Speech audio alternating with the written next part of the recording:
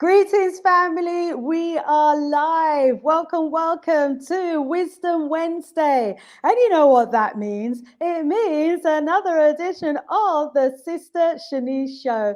Absolutely delighted to have you on board as you come through the door. Please give me a thumbs up. If you're not already a subscriber, please do subscribe. And of course, once the show is finished, do share the information that we've been talking about on the show today. We have a special show lined up for you coming all the way from Jamaica. It's going to be absolutely fantastic. My guest is just preparing himself backstage. As soon as I see he's ready and he gives me the thumbs up, I will be bringing him forward. So how have you been, family? I hope you've been absolutely fantastic and have been having a great, strong, some say weak, some say strong. Okay, I've got the thumbs up from my guest, brother John Lennon. Let me add him to the screen. Greetings, my brother. How are you doing? I'm well, sis. How are you? I'm very well, thank you.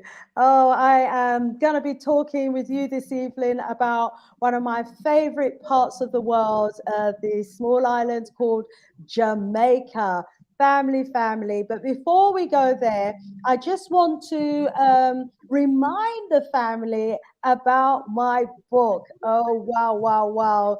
Thank you, first of all, to all of you who turned out on Sunday in celebration of my book launch event.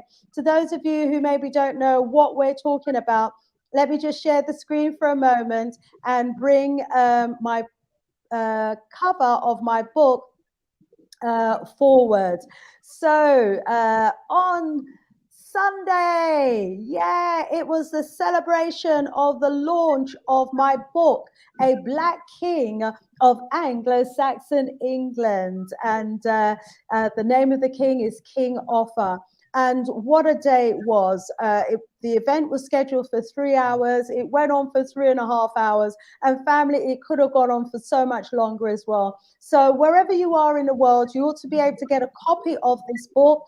Go to amazon.com or amazon.co.uk, whichever works best for you, and get a copy of this book, Black King of Anglo-Saxon England. There are many festivities that you will all be celebrating over the coming months. Excellent excuse to get this book as a gift for someone. And I will be nourishing the minds and speaking into the minds and the ears of those young people that you buy this book for. It's designed for teenagers, but so many adults have already read it and said how much that they enjoy it. So do read it yourself and support the channel, support my book, join me on Patreon or one of my other social media networks. And thank you, family, to all of you who turned out on Sunday to celebrate the launch of my book. Let me stop screen sharing and go back to my guest, Dr. John Lennon. I'll introduce him properly in a little while. But John, you were in the house on Sunday, weren't you?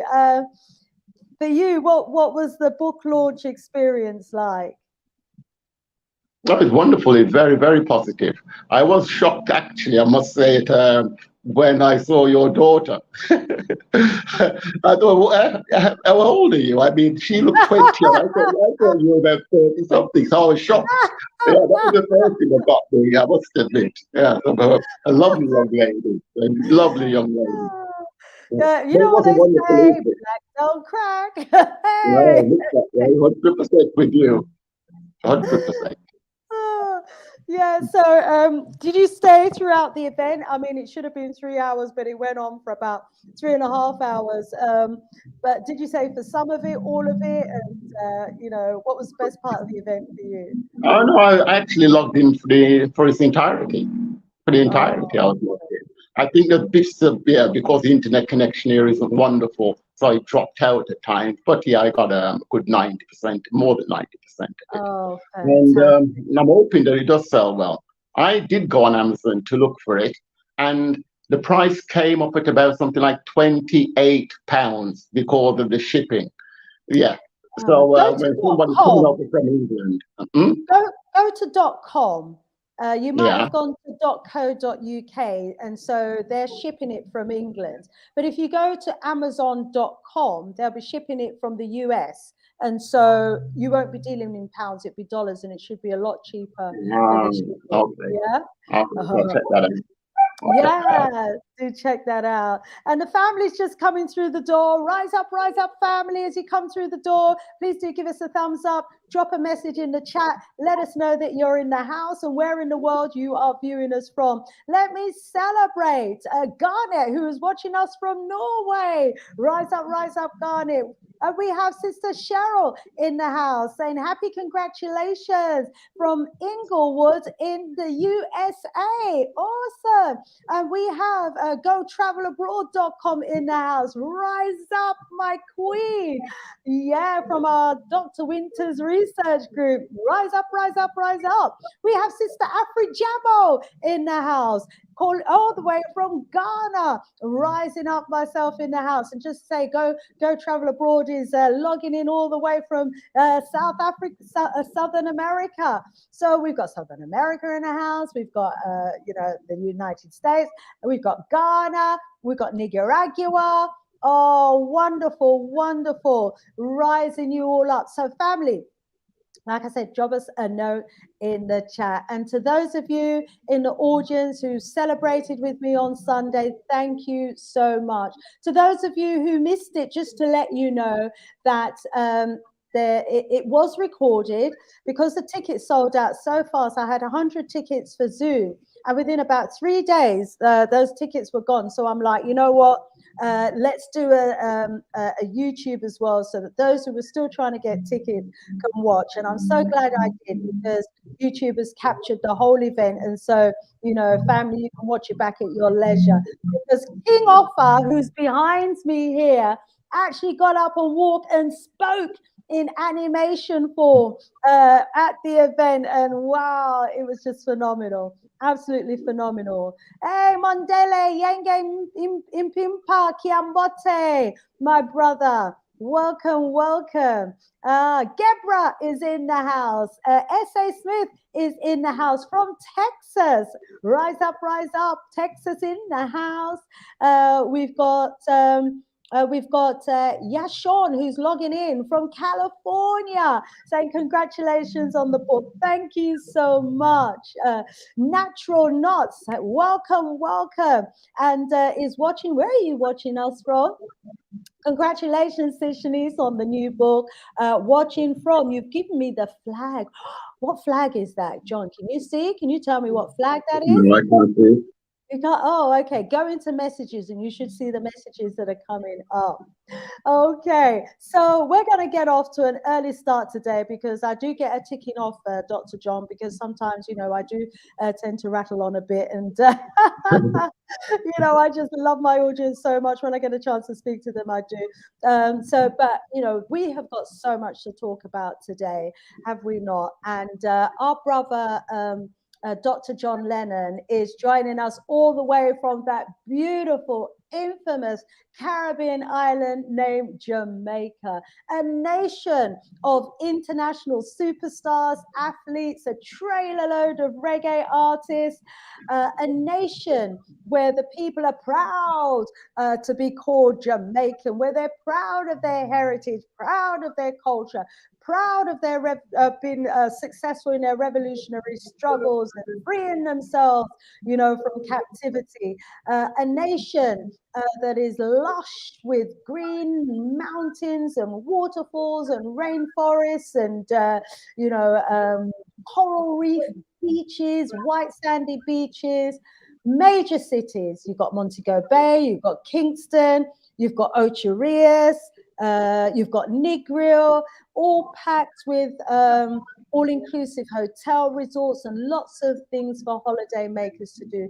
Truly paradise. But we're going to be going into what life is like for the ordinary people as well. But Dr. John Lennon, British-born, living in Jamaica, of Jamaican heritage, who loves his country, and so you should. He's an environmentalist.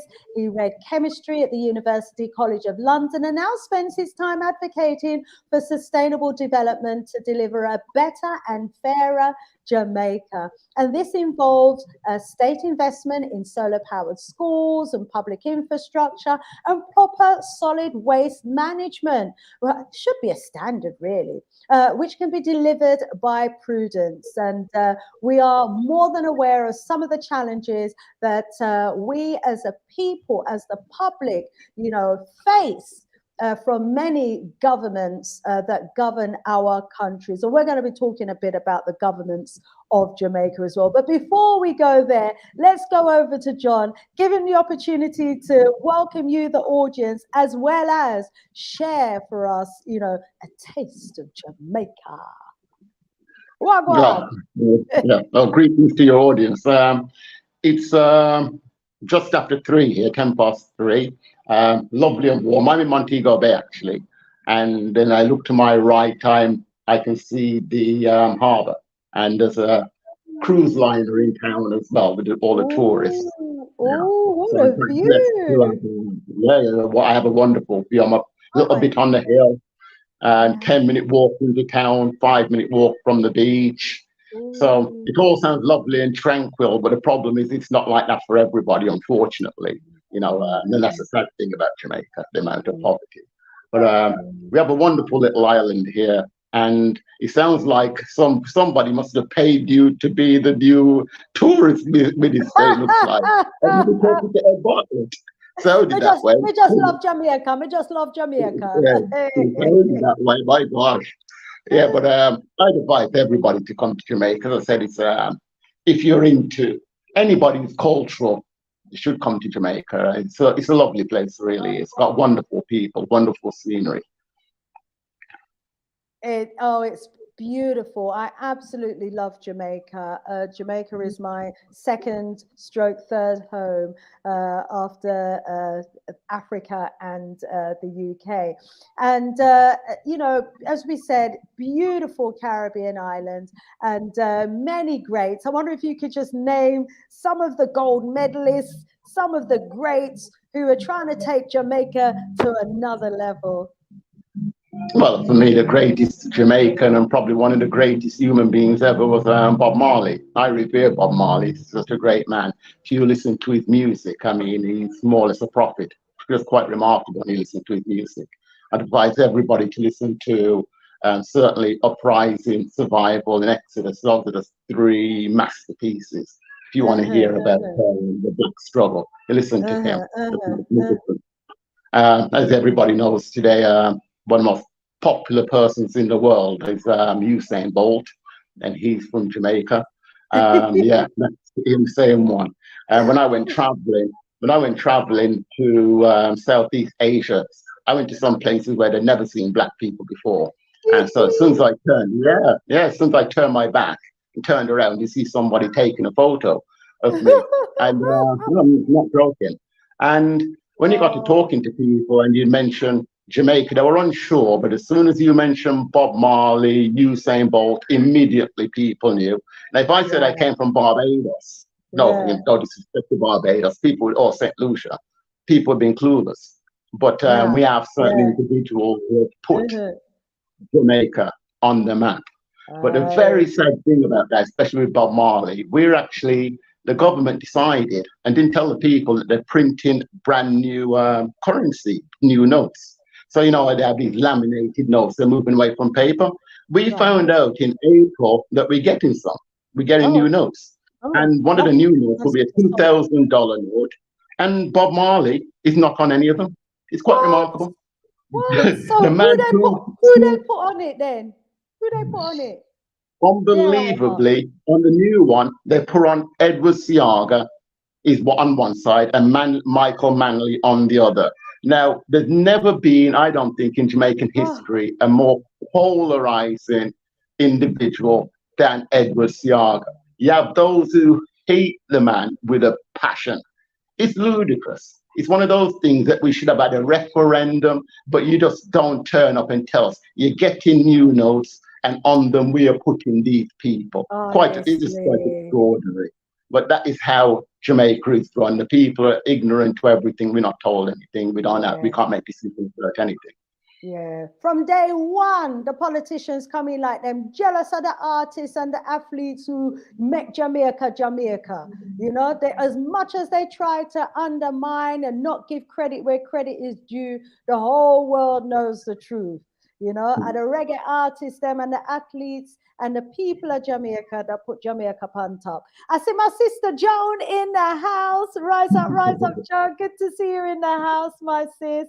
Yes, enough love out to you. Blue Zodiac, how you mean I keep my book launch quiet? Me never stop talk about it. Me never stop, you know. So if you never hear about it, I don't know where you did there. Sorry I miss it, but you know what? The good news is it was recorded. Rise up, Rosemary, rise up. Saying if they could get away with it, they would have put the Queen face on the true, you know. And the children, they're waving the flag. My goodness. But yeah, I mean, the people of Jamaica, they're the ones who have made Jamaica, despite you know, the politics and everything else. And we're going to talk about some of the politics today.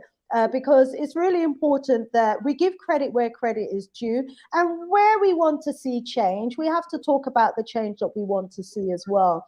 And you know, you're an environmentalist activist, and you know, energy is something that you have been campaigning for as well, and why every African and Caribbean country isn't producing or working towards producing free energy using solar. I mean, it's just a no-brainer. What's the politics around energy at the moment, please, my brother Lennon, in Jamaica? Over to you. Unfortunately, all tied up in one word: corruption.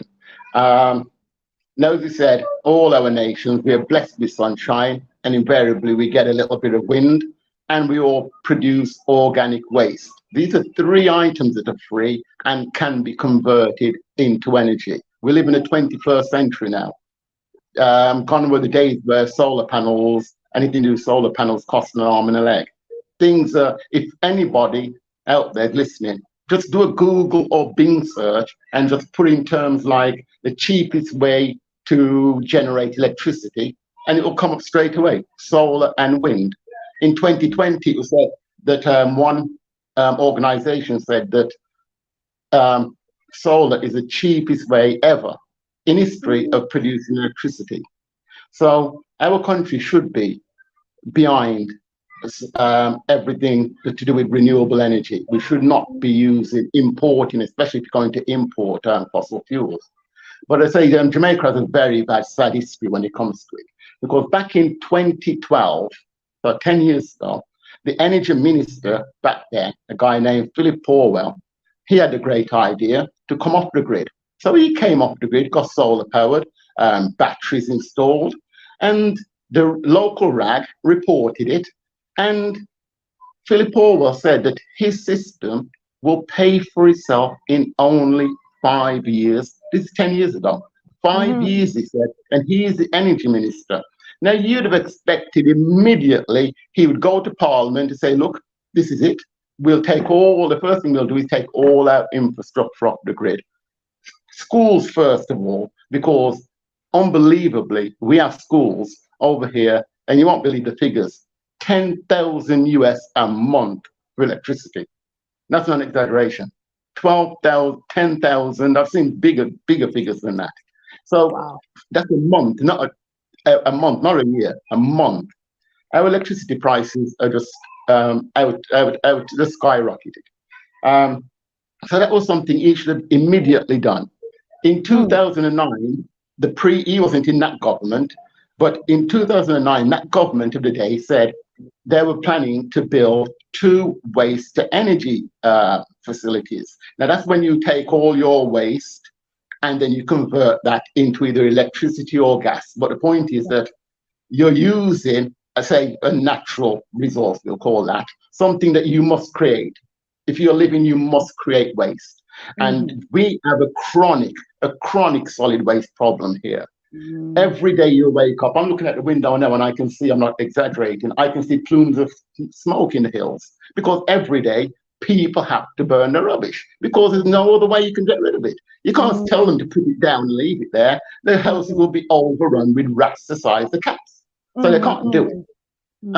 Then you have the people dumping the garbage. They'll dump it anywhere. And if you're near to a gully, invariably that's where it'll go. And then when there's heavy rains, it comes flowing down through the rivers straight into the Caribbean Sea. And you should see the sea when it rains here. It's horrendous. I remember looking out and I saw a big dead animal. It must have been a cow or a horse. I've seen a fridge or a freezer floating out there. I kid you not. I'm not joking. You cannot believe it. No solid waste management. How can you not have it? It's a basic necessity. Yeah. And the government won't. It's basic. And they fool the people because they say the country's poor, so the people just believe we're poor. So these are the things we just have to sacrifice and do without. But we don't. These are basic things you must have. It's like having a toilet in your house. You must have them. You can't turn around and say especially when you decide that you're going to spend $50 million building a parliament building that you don't bloody need. Yeah. 50 million bucks, yeah, they're building a new parliament building for 50 million US when we don't have roads and people don't have bridges. So these are things that priorities completely wrong. They seem to have their priorities completely wrong. Waste management, having waste management systems and proper waste management structures in place ought to be a priority for the government. And to claim that the country is poor, why the people have to do without a proper waste management system, I mean, to me, it's just nonsensical. It just doesn't make sense at all. But, you're on the ball over there and you're telling us that this is what's going on, to the point where people are disposing of their fridges in the river, in the sea. Wherever they can get rid of it, wherever people can dump their rubbish, they'll dump it. If you drive up into the hills and you're now, I won't even call them roads, they're more like tracks, and you'll just see rubbish abound on both sides of the road because people driving, they just throw their litter out of the cars, glass bottles, plastic bottles, you name it. And the country is really, really is filthy. You have to come here to believe it. It really isn't a pretty sight. It really is. And again, it's all to do with governance. And they say the thing about this is, and they say that in 2009, they spoke about that. And they said at the time that they will deliver 2 solid waste management waste to energy. And the thing is, they said it will produce 18% of our electricity. So 18% of our electricity will be generated from it, and we'll save 60 million US every year. So you're going to create a new industry, create jobs, fix the solid waste management, save money at the same time, and you haven't bloody done it. They haven't done it. The main reason they haven't done it because of corruption, and they prefer invariably white people or Chinese to come over, put in the infrastructure, pay the Jamaican people peanuts, and then they'll take all the profits. So if we put in waste to energy, they will sell the electricity then at a higher rate. They won't say it will be cheap. They'll put it at a normal level like it is for oil, and our electricity prices will never come down. So this is a strategy. And all of this is because of the World Bank and the IMF. They're really, really a big part of it. Because this guy, Philip Paul, I mentioned, said in 2012, he came off the grid. Well, in 2014, 2015, he then had discussions with the World Bank of transitioning Jamaica because you know about all climate change and that sustainable development goals for 2030. So they said that, okay, then what can Jamaica do to meet these goals with your energy efficiency, your climate change? And you know what they did? They didn't discuss wind, solar, or waste to energy. No. They've transitioned us from oil to natural gas. That's what they've done. But they've transitioned us from oil from Venezuela, and we all know how much I love Venezuela, to us getting natural gas from America. That's what's coming from America. So what we are, so the World Bank has made sure we'll keep Jamaica here, as somewhere where the Americans can still sell us goods all the time. So they don't want us ever. None of our countries, they want us to be self-reliant. Because if we were, just think about it, if we were using solar and wind and batteries, we would immediately have industries. Because in all our countries, one thing, what don't we have? Manufacturing. Every powerful country in the West, then you go to China now, Japan, they all make things. They all make things. Our countries don't. All we do is extract, and that raw material they'll take, add value, and have the cheek to sell it back to us for a fortune. Look at chocolate. How can the biggest producer of chocolate be Germany? Germany, then Belgium, Italy, yes, right, France, Poland. I've traveled a lot. I've been wherever. I haven't been to, which one of those countries have I been? I've been to Italy, and I can tell you this: there ain't no bloody cocoa trees over there, mate. They're not growing chocolate with cocoa to make no chocolate over there. So how our farmers in poverty, and yet you go over to these countries where your Mars and all the other companies, and they're driving Rolls Royces and Bentleys, yeah, based on a product that we produce and we don't get any money for it. So if we had solar wind batteries, we could then start adding value to our own goods. Yes. We can then open a factory for to what they call it, to not cure roasted coffee beans, roasted chocolate, do whatever it takes, and then export that if you want to, but don't export the raw bean that has very little value. A value that somehow they have put a value on it. How can somebody in Europe put a value on chocolate that they don't grow? How can they govern the price of stuff that don't grow? Britain, I can't remember what year it was, I read somewhere, had they produced when you looked at their budgets, they had 42 point something billion US they make every year from gems and precious metals. Now, we both live in the UK, and I can tell you, I've been up and down. I've never seen a silver mine. I've never seen a diamond mine. I've never seen a gold mine. No, they don't How on exist God's there. green earth can they make 42 billion? So we know something's wrong here. We know something is very, very wrong. And we now somehow have to try changing the dynamics. I don't know how, because it looks like we're like deer stuck in the headlights, that we can't do anything about it. But I say, the first thing governments need to do with people, we need to say, look, we know now renewable energy is the way forward. It's cheap, you can't trick us anymore. But unfortunately, in Jamaica, we don't have any journalists. So the stuff I talk about, I'll read about them somewhere, but they will never in a million years come over the airwaves. And as they say about Jamaican people, I think black people in general, they say, if you want to hide something from us, write it down, because we don't read. Unfortunately, we don't read.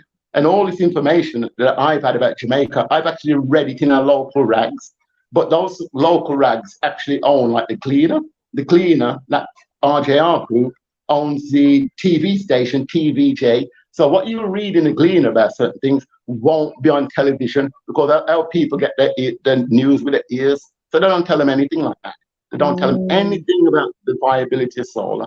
So whenever I mention solar to anybody, the first thing I mention is it's going to cost a lot of money. And there you go. This is your lack of education. If somebody tells you that something pays for itself in 5 years, it ain't a drama about how much is the capital investment. The question is, how do we get the money to put it in? Because we must have it. If it pays for it in 5 years. So you can tell straight away that the actual governance of the country is corrupt, because this is something we should do. Say Jamaica was a private company. Sis, let's say it's a private company, you run your company, and your company has 4 billion US sitting in the bank, right? 4 billion US sitting in the bank. You're the chief executive in charge of finance, 4 billion sitting in the bank. You know that the energy bill for your entire conglomerate is 150 million per year.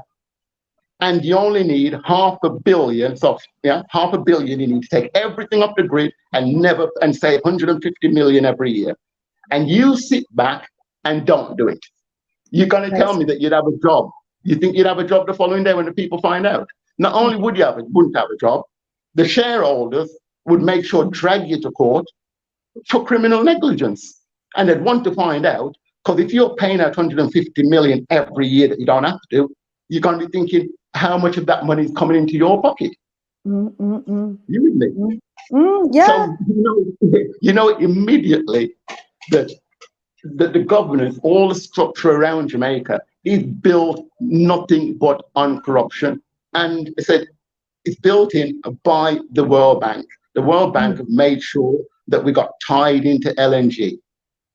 Then the IMF, they're even worse than the World Bank. So in 2013, they rolled up in Jamaica because we're classified as heavily indebted. We're indebted because of the corruption and the mismanagement of these rotten puppet parliamentarians that we have. So they roll up in 2013 and they said, okay, then we'll help you. Now, they remember economists. I'm from what I said, introduced, I did chemistry. Yeah, I can work out that why don't we invest in renewable energy, which will cut down our electricity bill, our import bill for fossil fuels, and improve so many things. They said the solid waste management, all of these things. But the IMF didn't say that. They didn't say, go and say, no, they didn't, no. Because I just missed out, sorry. Every year, our electricity bill for the country for powering the schools, hospitals, police stations, traffic lights, all of that is around 150 million every year, right? 150 million. So the World Bank could have said, yeah, try and save that money by putting in solar, wind, etc. But they didn't. They said to the government, pay off your debt, pay back debt, and at the same time, save a whole heap of money in something called the NRI, the National International Reserves. The reserves, we'll call them, right? The NRI. They said, save a lot of money in there. Now, I can tell you something about being poor. When I was a student, I couldn't save a penny. You can't save. All you can do is sacrifice. That's what you do. That's what you sacrifice, but you can't save. Yet somehow, our government managed to save 4 billion, nearly 4 billion. How? Because we don't have roads. They weren't paying. They don't pay the people and proper money. Police haven't been paid overtime since 2008. Wow. Yeah. So their money, these money that should be paid out, you say fixing roads, better education, they stuck it into this NRI thing, just sitting there doing nothing, just sitting there. Absolutely crazy. Yeah. So I'm saying, God, sorry, sis. I was going to let's bring in the audience here, shall we, Brother Lennon and Dr. Lennon, hear what they've got to say about all this. But we need to expose it for what it is. I mean, it's absolutely ridiculous. It's a no-brainer. Every single country that's got sun and wind right now should be looking to go over to renewable energy. I mean, you've got the statistics there for the island of Jamaica, so we know what a huge saving that would be for the country, and you've already outlined for us, you know, so eloquently as well, what the potential impact of that saving and having, you know, constant electricity and power could mean for the country in terms of industry and development and business opportunities, etc. So, you know, but these people prefer, the governors that we have seem to prefer to sit down with the likes of the IMF, whose only interest is to loan you as much money as they can so that they can indebt you, and you are constantly, you know, in debt to them, you know. And why do we find it so hard to work that out? How can you go to people who want to see you in a position of being in debt, you know, for more money and more money, rather than go to the specialists in your country for the solutions? Let's go over to the panel and read out a few of the comments here. Rise up, Sister Afrojamo. Afrojamo is saying, Rosemary, hopefully people who vote for the UIC kick out the other two useless parties. Trust. So is there a new UIC party? Let's go back and see what that is about. Rosemary is saying it's in the interest of these two parties to keep the people dumb down. Afrijamo was saying that just like in Jamaica and Ghana, people throw their waste on the floor in front of them. No one cares. As for recycling, it's practically non-existent. You know, now there's clearly a role for government, but there's also a role for us in terms of self-governance. You know, we have to know better and do better as well. But maybe that comes from a lack of education, because I do know 20, 30 years ago, it was the same in Britain. You know, people would throw their rubbish all over the floor. You know, you couldn't walk on the street. You'd have to avoid the dog's mess that's on the street, you know, and back then it was Maggie Thatcher who came up with the Keep Britain Tidy campaign. Maybe we need a Keep Ghana Tidy campaign and a Keep Jamaica Tidy campaign, and an educational program that runs alongside it that encourages our people to, you know, see the beauty of their country. Because if you think something's beautiful, you wouldn't want to litter it, you wouldn't want to destroy it, you know. You would, as you were saying earlier, that some people in the country do burn the litter, you know. And if the government can't find somewhere where people can dump their waste, then the people have to say, okay, this place here is where we're going to dump our waste. This is the dump, you know. And you know, 100 man even dig a pit and use that for waste. But we're going to have to, as a people, be coming together to do what needs to be done if the government can't do it for us. Let's scroll back. Rosemary is saying PNP and JLP are the same set of parties that are financed by the PSOJ. Jamaica needs a new party. Hold on to that one. Please do comment on that when we come back to you, Doctor. S.A. Smith, they are determined to keep Black majority nations at the bottom. And many of us seem to have brought into that mindset. Exactly. Why is it that it's so hard for these governments to see the stupid games, you know, the Western governments have been playing with them for far too long? Sister Afajama say, that's right, Sister Shanice, we have the sun in the Caribbean and Africa. I cannot understand why everyone does not have solar and a borehole. Two things of utmost importance. Absolutely agree with you on that, sis. I mean, every street in every African and Caribbean country should be solar powered. You know, the factories solar powered, the homes solar powered. You know, we should not have to rely on oil and other fossil fuels at all. We'll be saving the planet. We'll be saving, you know, the country huge sums of money. But clearly, because the IMF and the likes don't recommend it, our people are not doing it. Rosemary just says bad governance.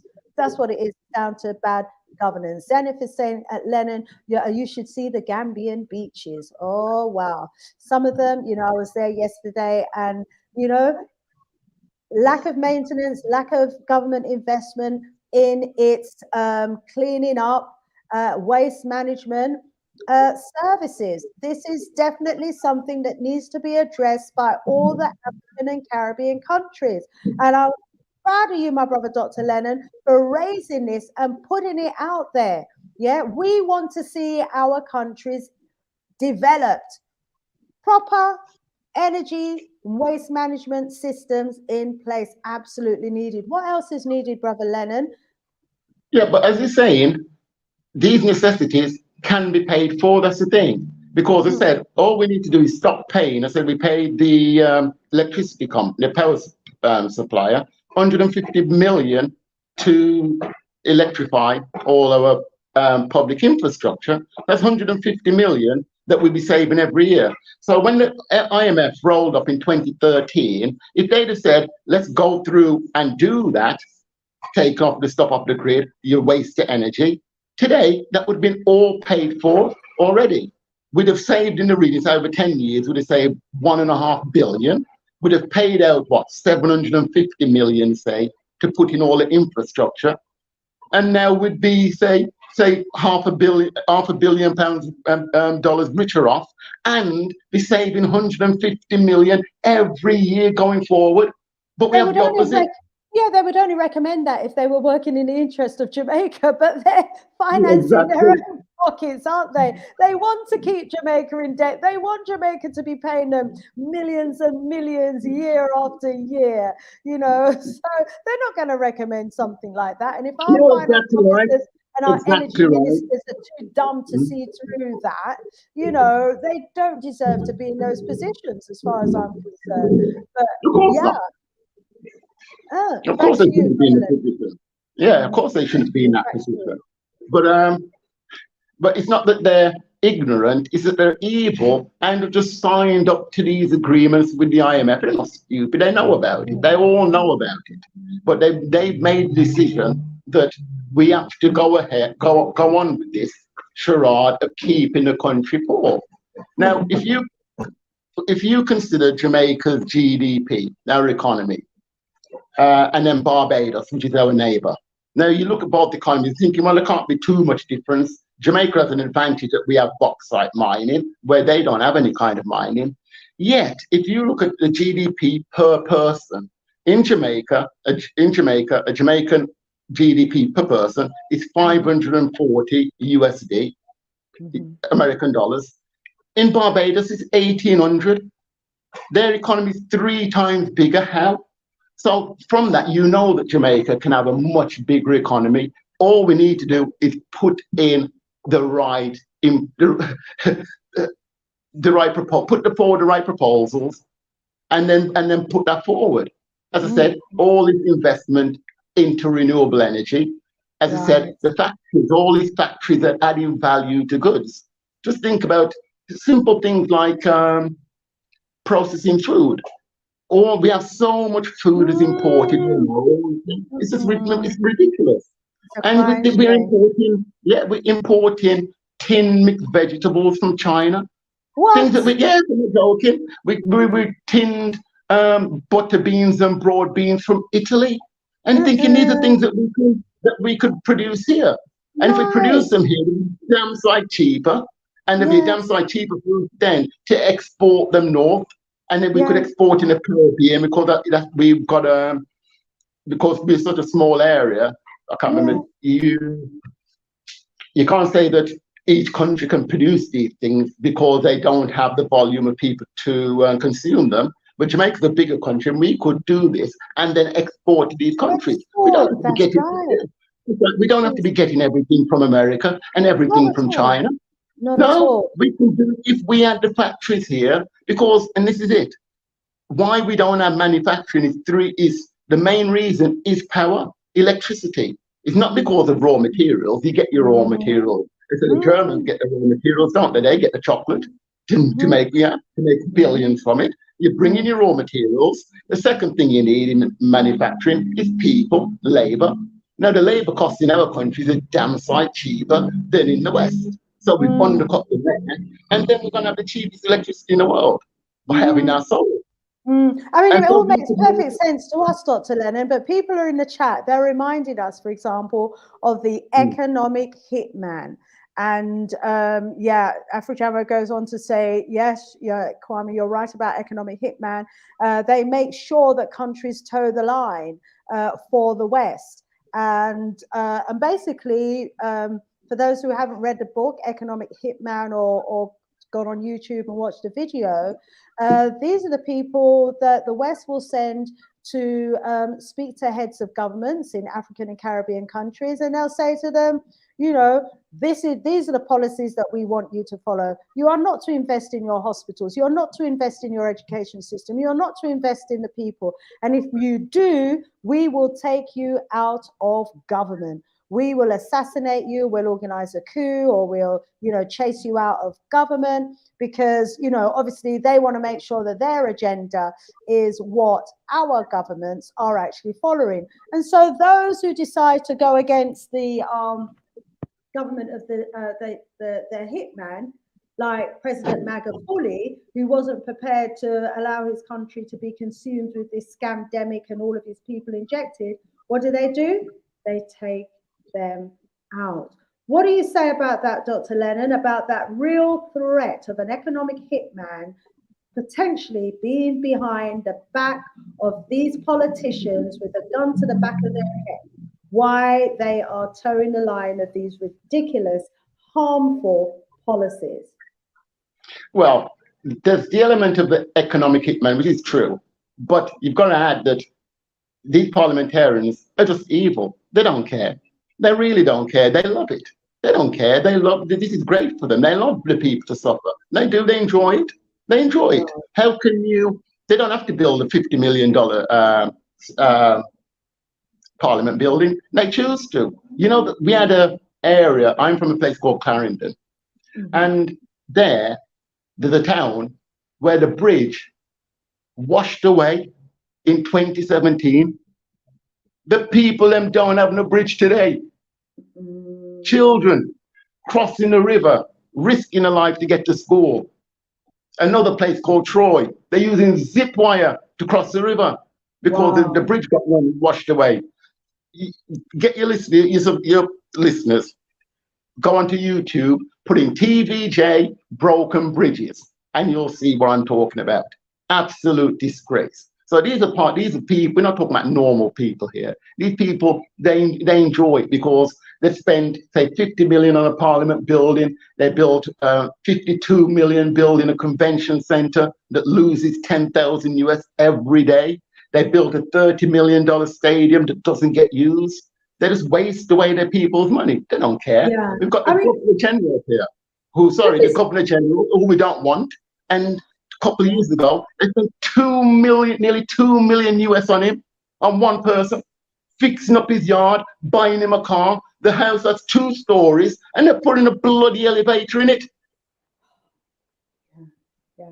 Absolutely ridiculous. I mean, I'm wondering if there isn't a pattern here, because I was hearing in the Gambia about vast sums of money being spent to improve their assembly hall, their parliament building. And I'm seeing here that an amount of 16.88 million has been approved as credit for the completion of the construction of the Gambian assembly hall. And I saw that before that, I can see in 2014, that a cost of $26 million was granted to finance the building of the assembly. I mean, they seem to be using the same policies across Africa and the Caribbean regarding the control of their spending and what they can and cannot spend money on. So we've asked the question, is it about the economic hitman, or is it really about, the people who have been elected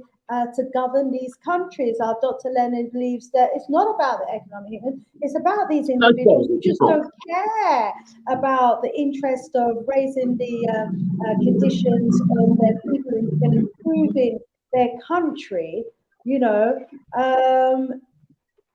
What do you think, family in the audience? Let's have a look. S.A. Smith says, the bad government is approved by those who want to keep these countries down. I wonder what would happen if one runs in the election, but those who are corrupt get rewarded. So it's, pointing to the corrupt ones as the ones who are being rewarded, and those who have got the interest of the country not being allowed to take up the positions in politics. And we are only too aware of a number of our revolutionary leaders who were murdered, who were taken out, who were assassinated, or who experienced coups as a result of their intentions to focus on improving their countries and trying to turn their backs on the likes of the IMF and the World Bank. Rosemary King says, Minister K, if you look at the education system, that tells you all you need to know. Keep the people dumbed down. Don't teach them, just lead them. Tell them what they should get. Wow, wow, wow. So what, is clearly, the message clearly coming out from my audience here, Dr. Lennon, is that, this is all part of a bigger conspiracy to keep down African nations and Caribbean islands. They're under the control of the West. And their institutions such as the IMF and the World Bank that dictates to them how they spend their money, where they spend their money, and how much they should be spending on what. And you know that they are able to get away with it because they keep the people uneducated and they keep the people dumbed down. I mean, if we recognize that as a state of affairs and rise up everybody in the chat who is commenting, we want to hear your comments. We also need to know solutions. You know, talking about it as we're doing here is, you know, a contributory factor towards finding a solution, because as you say, our people were here with our ears. A lot of our people will hear Wagwan, and when them know Wagwan, they will know what to do, you know. So we're hoping to wake our people up, yeah. And so we want to be doing this right across all of our countries, because you know our countries have suffered for hundreds of years. I mean, this isn't something that's happened overnight. This is hundreds of years of destruction, you know, to us as a people and our country, that has led us to be where we are. But we are now in a position where we can make the change, and we must make the change. Grace is saying that these people go into politics to rob the people. You know, just politics attract the wrong sort with the wrong mindset. I mean, there's another story, isn't there, that you know, was plaguing Jamaica a little while ago to deal with one of the MPs and an actual assault on an individual that was videoed. I mean, I wonder. Let me just bring that story up, shall I? And say a little bit about that. There was a case of a woman beating that was being looked into in Jamaica. And the reason why it hit the headlines is because the person doing the beating was an MP. Well, it was alleged to have been doing the beating, was alleged to have been an MP. Now, this is an incident that happened last year in 2021. And apparently, Mr. Wright, the MP, assaulted his partner, Mrs. Singh, with some beating, and even used a stool to hit her with as well. And this was captured on video. Yet, what was the outcome of this kind of physical assault by a man against a woman who's alleged to have been an MP? Frightening.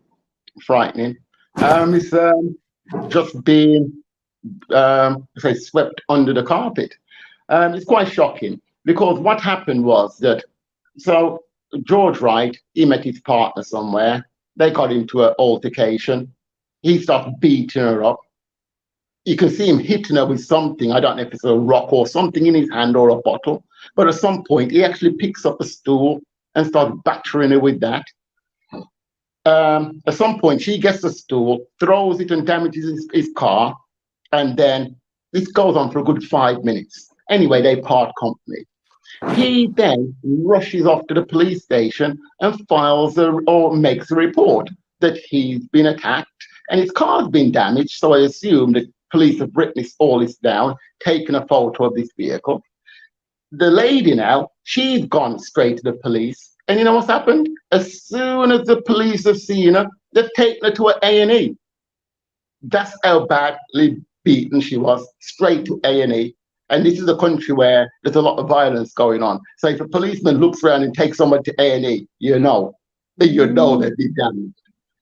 Anyway, unbeknown to George Wright, there's a CCTV across the road capturing all of this. So when this comes out in the public now, my God, it's nationwide. People are going mad. The media catch on to it. They rang him up, asking him, is this you in the video? He's not saying yes or no. He's no commenting and all of that kind of stuff, right?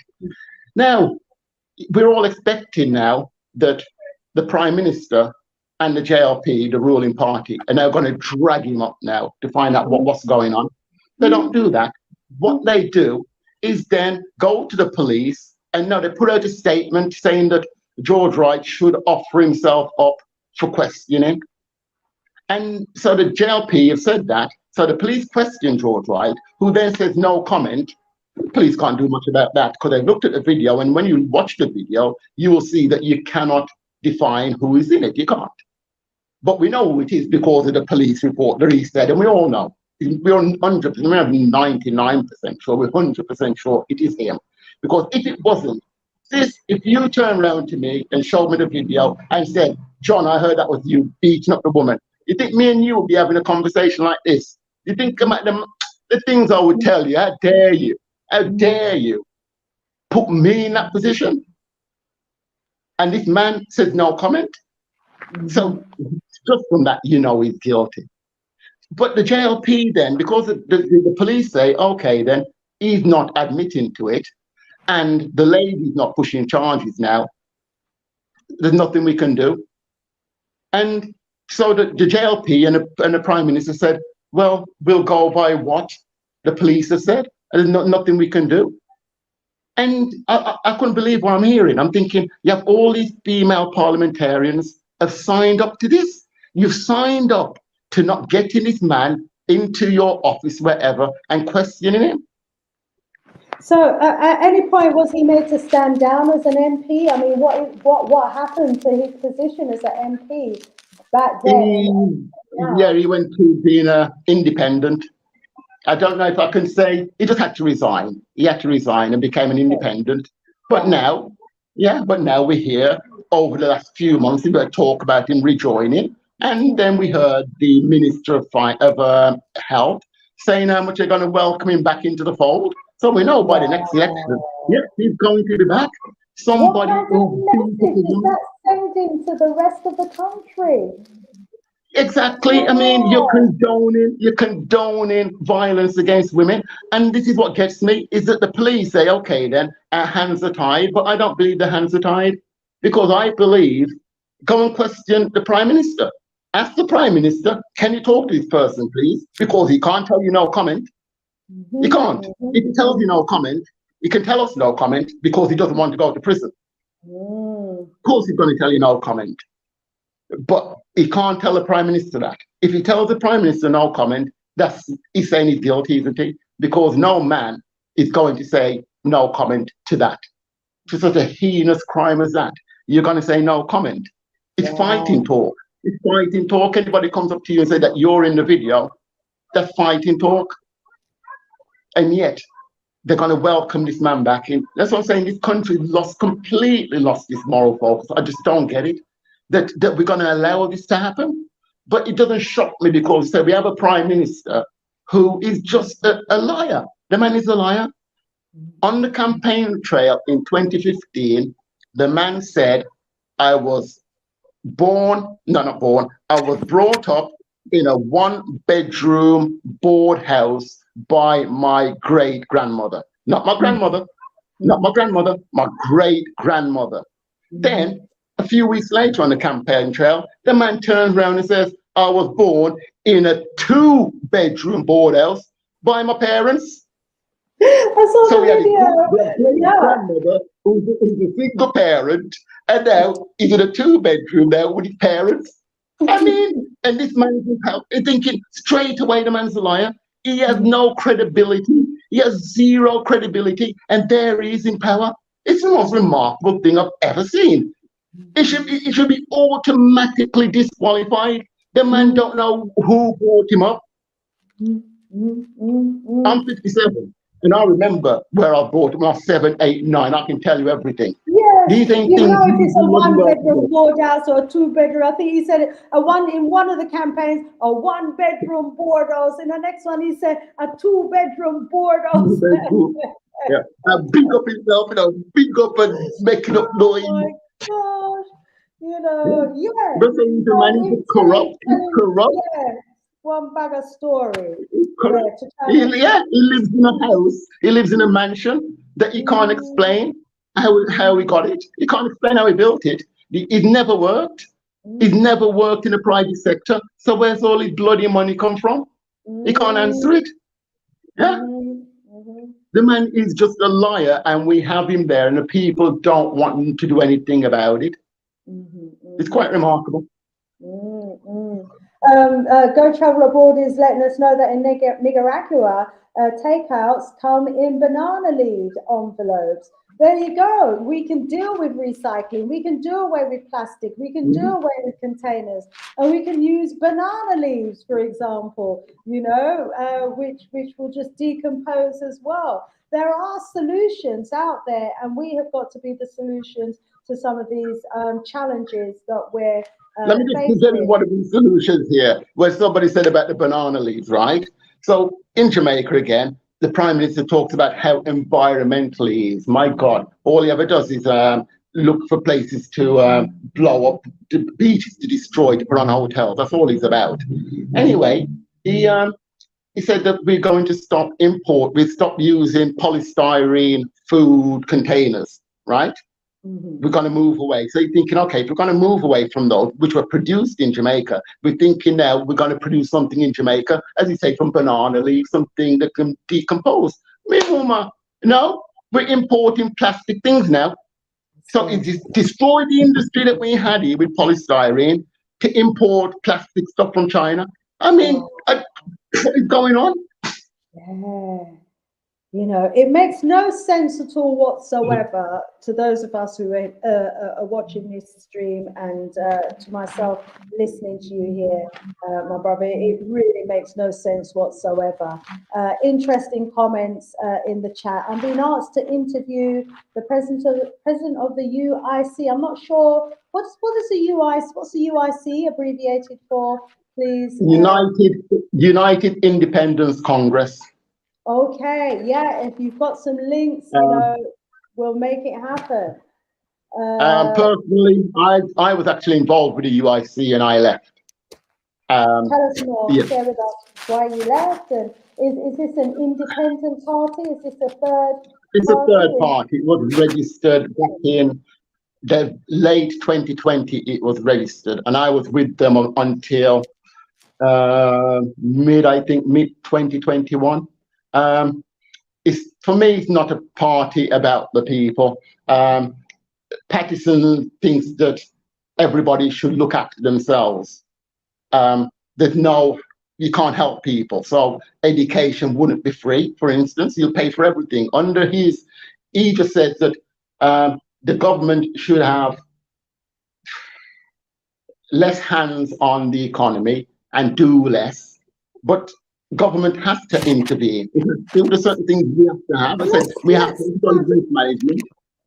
We have to have better education. What brings down all our countries is education. They just don't educate our people. They spend as little money, the bare minimum they spend on education. And I can tell you, Pattison would do the same.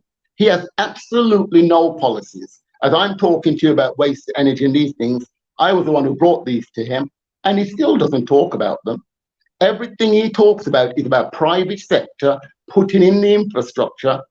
And I'm sorry, for free sunshine, we'd be stupid if we allow foreigners to put in solar panels that we can pay for, and then we pay them for electricity that's produced by the sun and the wind and from our garbage. That's ludicrous. We, the people, put in the infrastructure with our money. We have the money. As I said, there's nearly $4 billion sitting in the reserves. The people need to turn around and say, look, you talk about this economic hitman. That's a reality. But the thing is, do we have this bogeyman and say we can't do anything because of him? Or do we now stand up and say enough is enough? And for me, enough is enough. I live here and it's sufferation. These people are suffering. We have mothers now not sending the children to school. They can't send them to school every day. I know one girl, she has 3 children, and she can't send them all to school every day. She can't find the money. Okay. Sounds like Pattison is someone the chat is suggesting that we interview here. Apparently he has a 10-point plan. But let's have a little conversation about that, because the thing is that we've been talking about the current structure of government, where the government is solely responsible for providing all of the infrastructure, for education, for medical facilities, and for lifting up the people. And it seems that there needs to be an alternative way of governing and managing our countries. And I think empowering the people And looking at a method of government that can empower the people may well be the alternative that's needed. And that, in terms of how that's structured, it's about devolving power down to the local level so that localities have more money, have some of that money to spend improving their locality. So whereas at the moment all the money is probably very much centralized, it's about decentralizing the spread of that, decentralizing the money so it's spread more widely across the country so that, you know, more people can get involved in how that money is spent. Now, obviously, we would also need, oh, I've just lost John there. Obviously, we would also need some infrastructure put in place as well. So there would need to be, you know, a government with responsibility that has some responsibility, and the role of the central parts of the government would be for the infrastructural development. But, you know, I think there could be a combination of how our governments are managed, because at the moment, I think most people just feel helpless. They haven't got any access to the resources. They've got no say about how money is being spent by central government. The 14 billion or so that's locked away needs to be devolved down to the people. I mean, are there any conversations that's happening at the moment in any of the parties, as far as you're aware, Dr. Lennon, about alternative forms of government and how, you know, we have to have these conversations and think about how we can push through what the new narrative needs to be to get the sort of changes implemented that we want. Let's hear from you on this, please. Well, the problem we have globally is that we're reliant, aren't we, on this two-party system, and we know it doesn't work. It doesn't matter if you're in the UK, US. It just doesn't work. We need something different, don't we? We don't have to, as black people, copy what they do. For me now, things are so bad, and people are not voting. Like the last election, 37% of the people voted, and that was not because, don't blame it on COVID, that wasn't because of COVID. I can tell you next election, they'll be lucky to get 30%. I rarely talked, I know a handful of people. In fact, I can think of 3 people I know who vote, and everybody else I talk to proudly tell me they never voted, and now have no intention to, for the others who used to vote and will never vote again. Now, these people will never vote again. It's going to be, especially the older generation, these people are never going to vote again. I don't think you'll ever get them on board. They just don't trust politicians, and you can't blame them. So we have this big problem. Even if you get another party in Jamaica, it's only if young people are involved and they support that party. That's my belief. You have to get young people involved. You have to show them these are the things that we should have. These are the things that they're doing wrong. And ask them, is this better? Is it better for us to have renewable energy? Is it better for us to have all our street light, all our streets lit up properly, not driving around in the dark as we do now? We can have them all solar powered. As I said, we're not breaking the bank to do it. All of what I'm talking about pays for itself in 3 or 4 years, and that's the beauty of it. It pays for itself. So we're not saying asking people to pay more taxes. The people will not see any change. The change that they will see is physical when they see these things happening around them, but their tax dollar won't change. They won't be taxed more because we know where the money's coming from, we know exactly where it's coming from. And young people will buy into that because they need education. They can see they don't have any education. Education must change. This book learning, rote learning malarkey, it doesn't work in Jamaica. If somebody is good at carpentry, you got to make them go down the builder's route. If somebody's good at tailoring, they go down the tailoring route. We make sure that these industries that we created, make sure they pay a living wage. That's what we need. If we make sure they're paying a living wage, we have people properly educated, properly skilled. So we have to start right again from the grassroots. So, as I said before, we have schools here that spend $10,000 US a month on electricity. Just think what you could do with that money.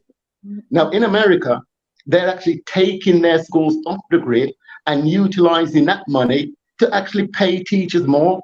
A school in Arkansas, one school in Arkansas in a district, after three, they had a deficit of I think it's $250,000 deficit this district had.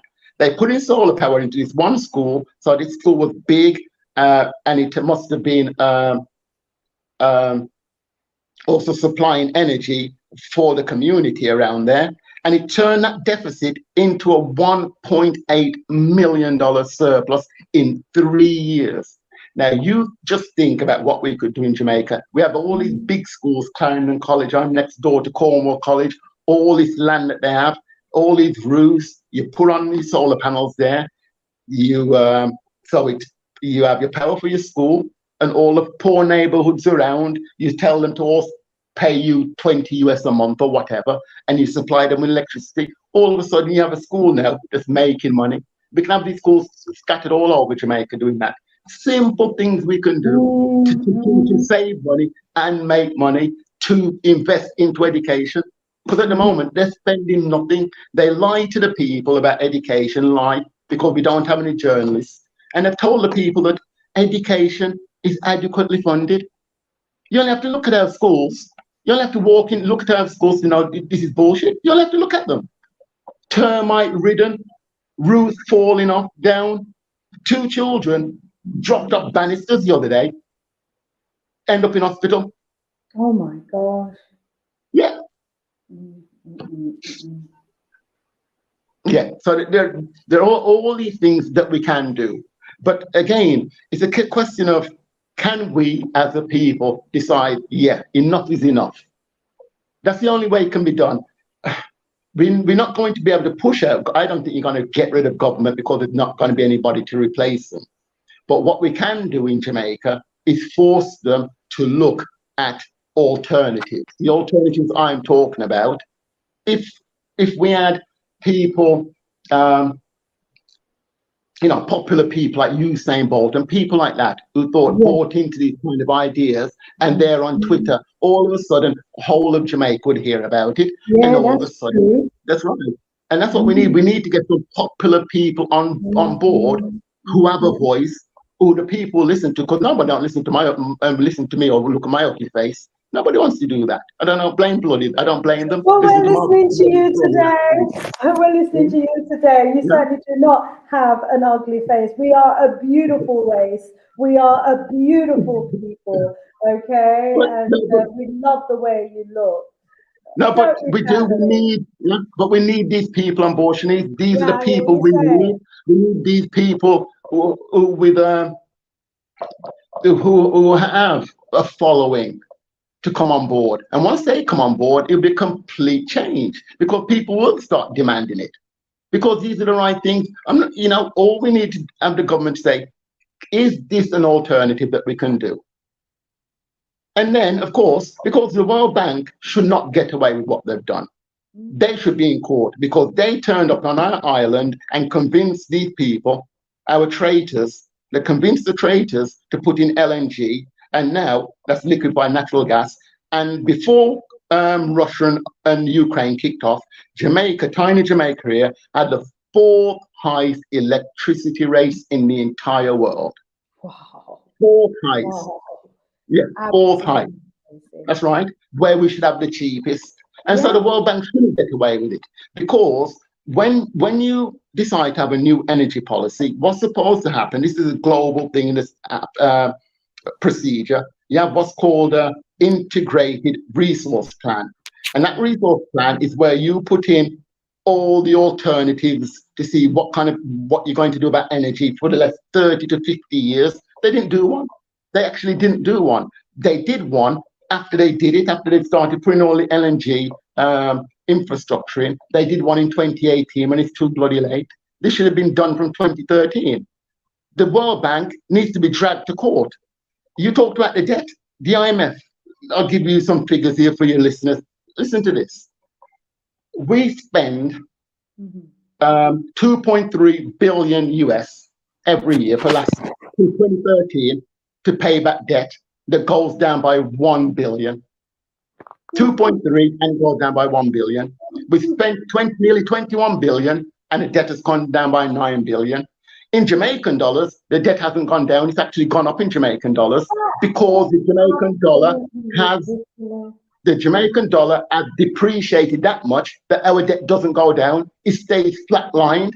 It was 2 trillion Jamaican dollars in 2013, now it's 2.2 trillion because the Jamaican dollar depreciates. So it doesn't matter about the US dollar, it matters to us about the Jamaican dollars because that's what we're earning. So now to earn a US dollar, we have to work 50% harder to get every dollar we make. Everything that we export now is cheaper because our Jamaican dollar weakens. It's the trap they've got us in. They've got us into this trap, and it's a devil to get out of it. Only if we, the people, say enough is enough, and we say to this Andrew Holness government, look, we're putting forward here, these are proposals, you need to look at them. If you don't, then there will be trouble. We'll all take to the streets or do whatever. But we cannot continue doing what we're doing because this austerity that we've got us on with the IMF is supposed to go until 2028. We're not going to survive it. We can't survive it.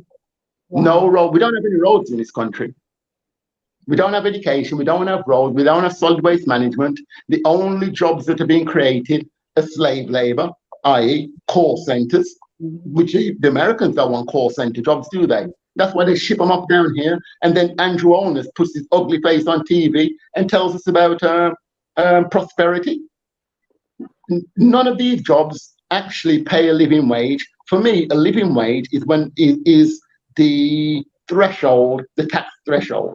A government's going to tax people, isn't it? Income tax. But at a certain level, you won't get taxed. And because the government is saying that to survive, we can't tax that money that you need to survive. But we tax the stuff that, So in Jamaica, that level is 1.5 million Jamaican dollars, about 10,000 US, right? Very few people, very few. 2/3 of the people do not pay income tax. People, nobody, only the very, very handful of people at the top of call centers pay income tax. Nobody, 99% of them don't pay income tax. I mean, the system is clearly wrong because the government needs tax as well to invest in infrastructure and everything else that we've been talking about. And what I'm hearing from Papa Cheesy. Welcome, greetings, Papa Cheesy. Good to have you in the house. He's saying that Bermuda is going through this similar politics situation. And then there's another one over here telling me also that St. Kitts is also experiencing similar political shenanigans. And he's saying that this is the result of the colonial governance system. So all that you're talking about here, my brother, it's been suggested that this is because we buy into this colonial government's demonocracy system, which isn't and hasn't been designed with our interest at heart. No. It has been designed to keep our countries in debt so that we're constantly indebted to the IMF and the World Bank. And by being in debt, the debtors control and dictate to you what you can and you can't do and how you can spend your finances. And we're in that cycle of a debt trap, which we've caught up into because we've bought into this colonial governance system. And for as long as we're in this system, it means that we will continue to have a noose around our necks. And the people will be working like they used to work for pittance.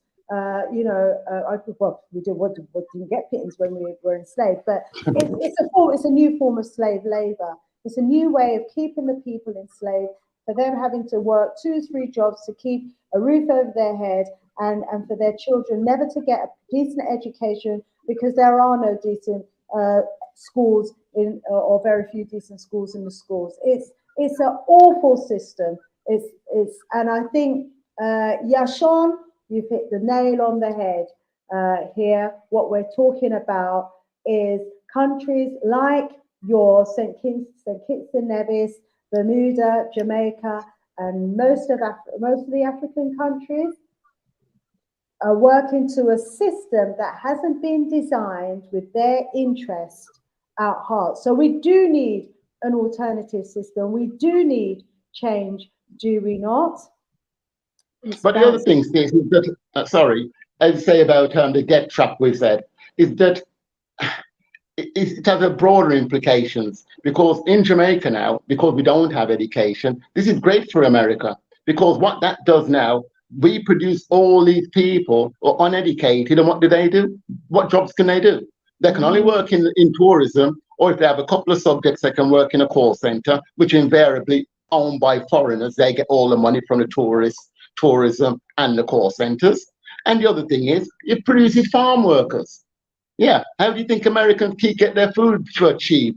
Well, yeah, by shipping out Jamaicans who can't get jobs back home, making sure they keep our economy low, so wages are always low, so that our best people, our best teachers, engineers, whatever, they can easily just take them, because they can say, well, come over to our country, we'll pay you 5 times more.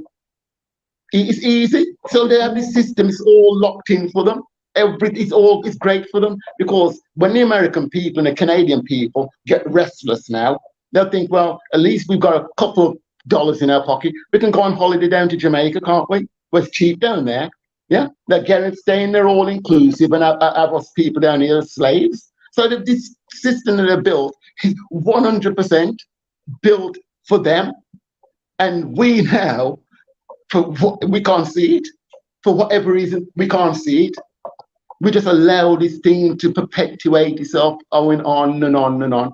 I'm asking for a couple simple changes here. Look at we have mining in this country. Yeah. You know, in all our countries we have mining, don't we? As we said about this extraction. In Jamaica we have bauxite, our biggest export, and exported minerals, sorry. And then we have limestone. Now, bauxite is this red dirt that is used for aluminium, to make aluminium. Now, recently, they've always said that we make more than $1 billion US every year from bauxite. So the people just take it. I took it as a necessary evil, because you need mining. It doesn't matter what anybody says, you need mining. We're having this conversation because our telephone, the mobile devices are full of all these mined cobalt, lithium, all the different bits and pieces. We need mining. What we don't need is destructive mining. We need a better way to mine. We just need a better way, but we have to mine. So we take it for granted that mining in Jamaica brings in money, and we look at the destruction and think, well, such is life. But I started to look at this destruction thinking, hang on, we ain't really getting any money for this. I mean, what are we, for all I'm seeing? I don't see any new schools. And when I go to the bauxite area, I don't see that there's great roads around there. I don't see any prosperity. So then I dug a little bit deeper. The Prime Minister decided that one of the mining companies is going to give them permission to mine in this area called the Cockpit Country, which is where we've got a lot of the endangered wildlife. It's a tropical rainforest. We have our rivers coming through there as well. And people have kicked off and say, don't do it. But he's decided to do it. And he said, because of economic growth. And you're thinking, and jobs. And I thought, well, I started looking at the numbers, thinking these numbers don't make sense. He's saying that we make 1.3 billion. Anyway, to cut a long story short, I've dug around, and I found out that this financial year, from bauxite, we're going to get 30, if we're lucky, 32 million US. That's what it's projected to get.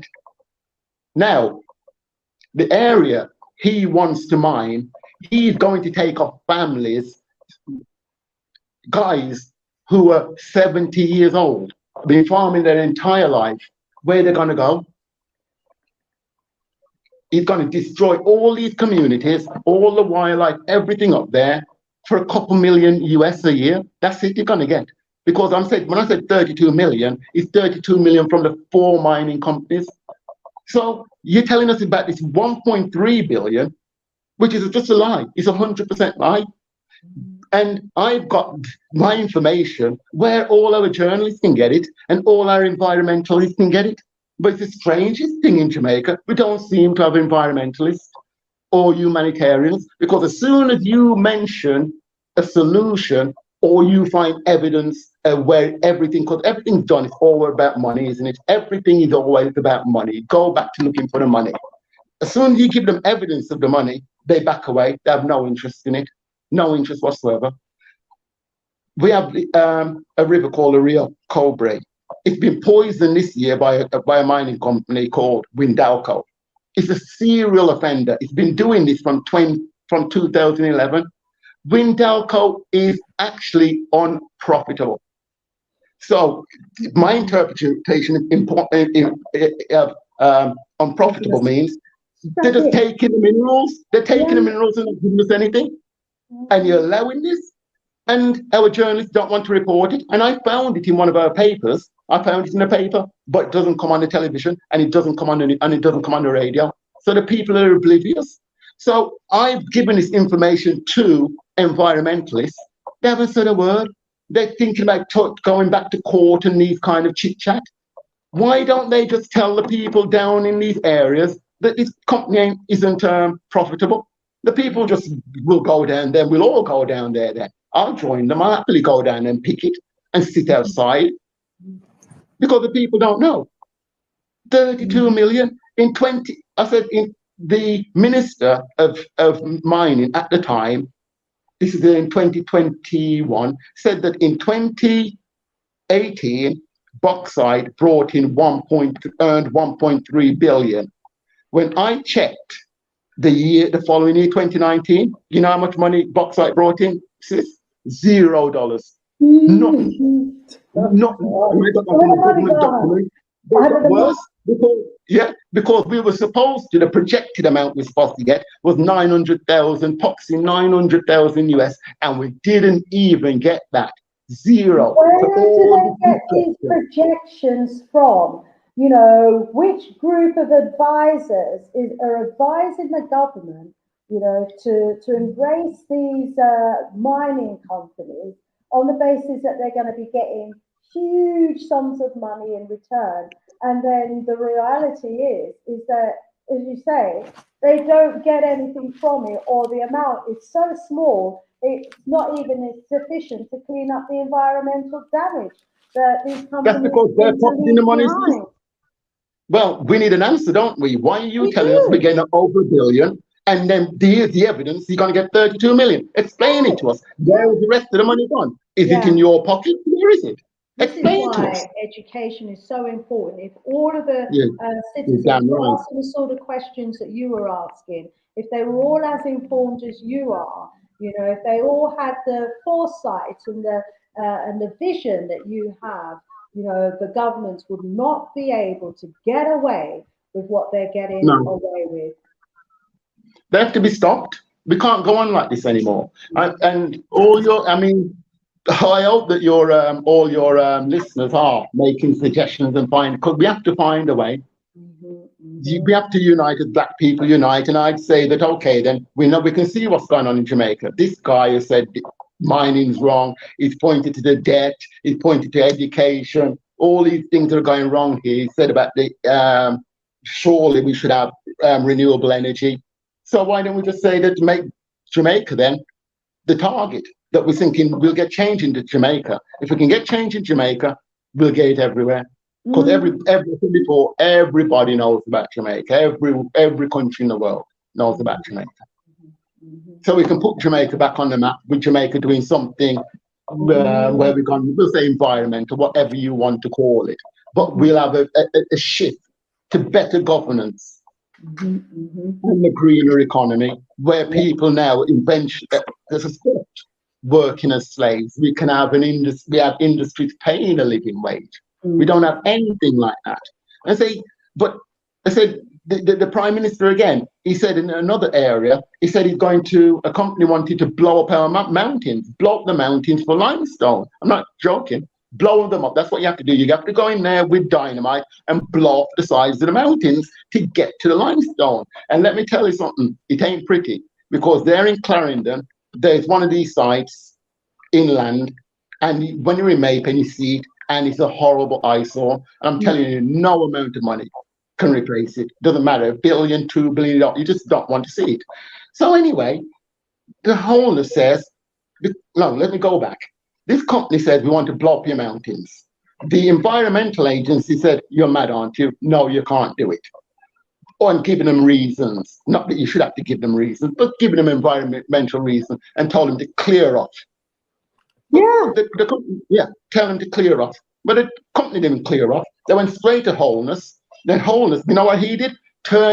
He then became Minister of the Environment, which means that he can supersede anything that that department says. So he did. He overturned their ruling. Their ruling was based on all his, on the environment and whatever. And he overturned it and said, I'm overturning it. And again, he said it for economic growth, jobs, and then he said for sustainable development. How can it be bloody sustainable, blowing up the mountain? But here's the worst of it, right? When people are saying, well, it's in St. Anne where all the tourists drive along this road. It's like, don't worry about that. The tourists won't see it because it can blow up inside, inland, where all the poor people are. Yeah. Anyway, so he says it's for economic growth, right? So I went to check this economic growth. Guess how much money we're going to get? $4.5 million US. To blow up a mountain. To blow up mountains, yeah, not one. That would be blow crazy. I mean, yeah.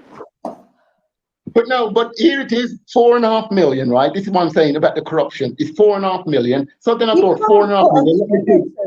I mean, exactly. So I then decided, where does he get this money? Where did 4.5 million come from?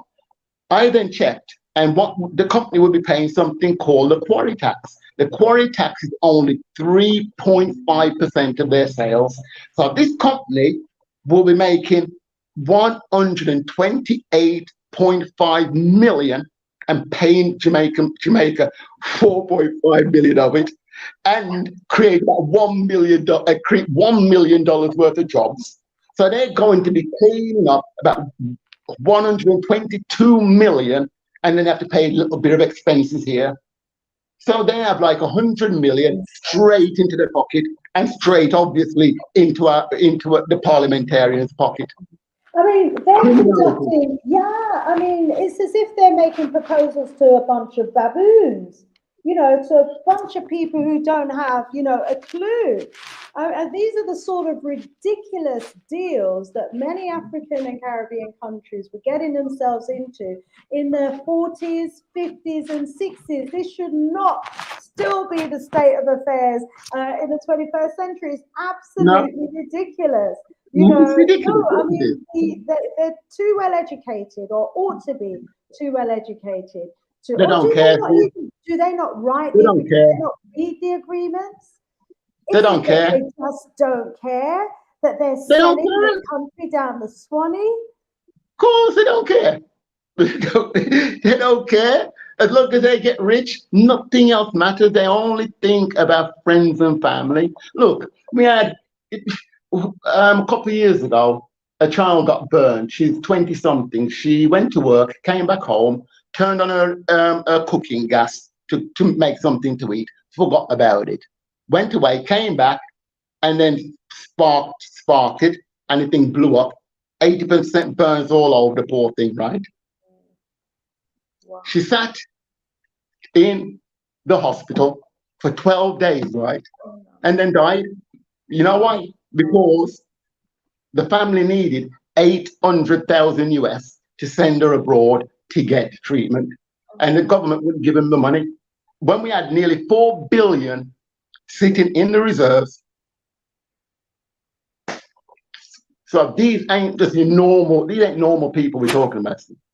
No, these are people who do not care. They really do not care.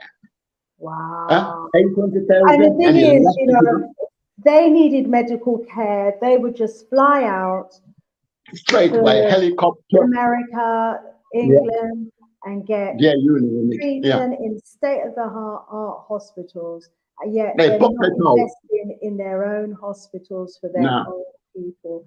Is it family that, you know, there are a trait of people among us who seem to have no heart at all for their people, and these heartless peoples are the ones who we have to take responsibility for electing? I mean, you said that something like only 37% of the people came out and voted in the last round of elections. That tells me that there's just hardly any, the majority of the people have no confidence whatsoever in the system. But even though they have no confidence in it, it's still a system that is governing, you know, their life. You know, that's right. Clearly, from all of what's been said and what we've discussed today, I think we should be able to take away from this that Jamaica, as we know, isn't independent. It's not an independent country. We've heard about, you know, the powers that be behind the scenes and in front of the scenes that are controlling the way the country spends its finances, where it borrows its money from, the sort of ridiculous interest rates that it's repaying on those loans, so that it remains in debt, you know, permanently in debt if they had their own way. You know, a situation where we're still part of the Commonwealth and ought not to be, you know, because as everyone says, the wealth ain't common in the Commonwealth. The wealth belongs to the Queen, you know, in the Commonwealth. And this is why, you know, the Governor General is still there dictating to the country, you know, in the interest of its mother country. But it will only happen for as long as the people allow it to happen. And if there's going to be change, we have to continue talking, and we have to make sure that these sorts of discussion reaches the ears of the Jamaican people, because we know. But how do we do that? How do we do it?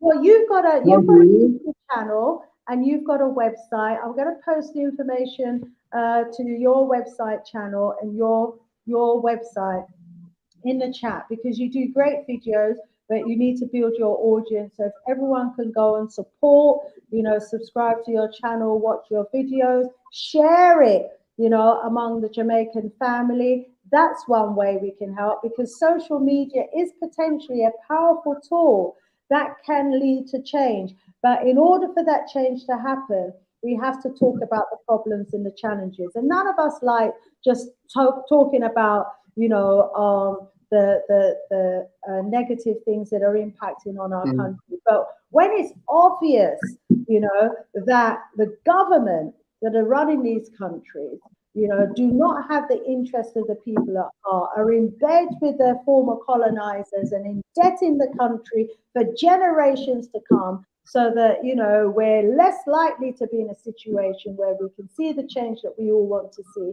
You know, our people need to know, be notified. Our people need to know about it, so that we do get change. Let's go over to the chat and again what people are saying. It's been suggested here that we ban tourism.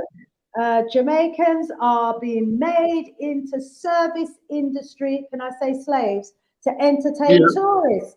You know, it is a modern, I mean, this is what I see tourism as well, actually. You've got these hotels, 5-star, 6-star hotels that the ordinary Jamaican can't afford to stay in. So you've got all the Europeans coming from around the world, staying in these fabulous hotels, and having us as Africans serve them in the way that we were serving them during the days of slavery.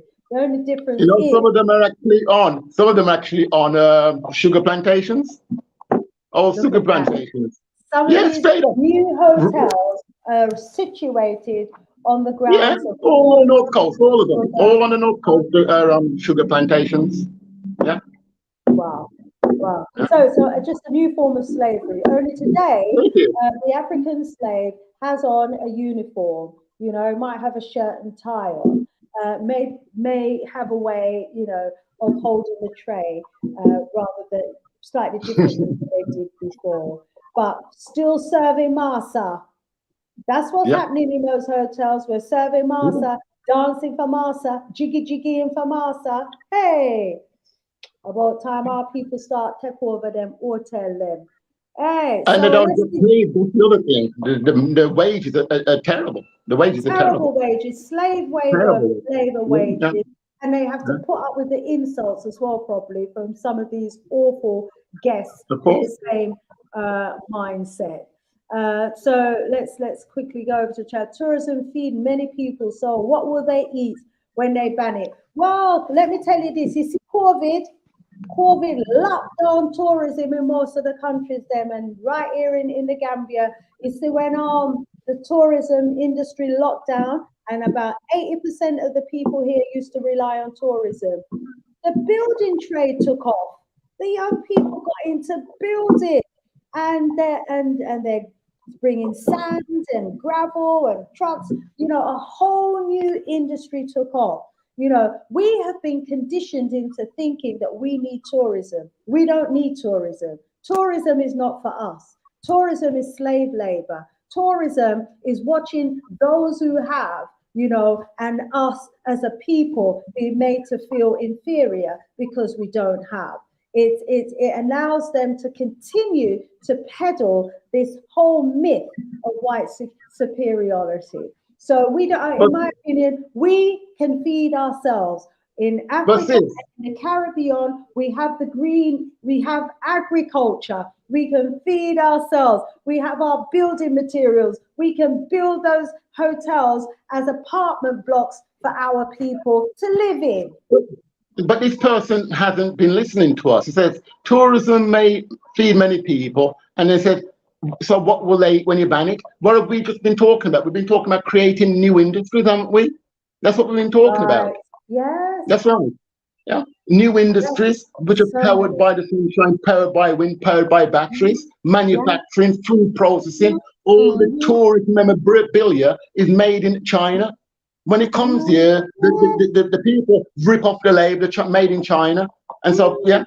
So we have all these things, all these textiles, clothes, all these things. Okay, then they're not fancy, And high paying jobs. we haven't even mentioned the potential for marijuana, Thank you medicinal very much. marijuana. Exactly. Yes, You all know, controlled by the North.